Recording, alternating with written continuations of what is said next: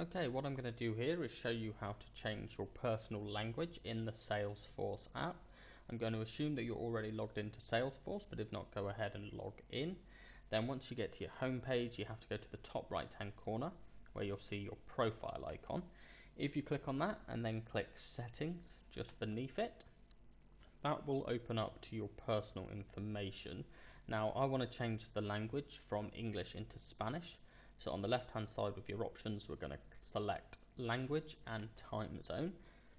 Now you've got a few different options here. Obviously the one we want to select is language, but you can change your time zone and where you're based as well.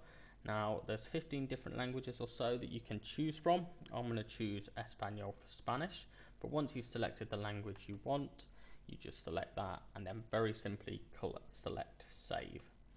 Now when it reloads, you will see it's now into Spanish.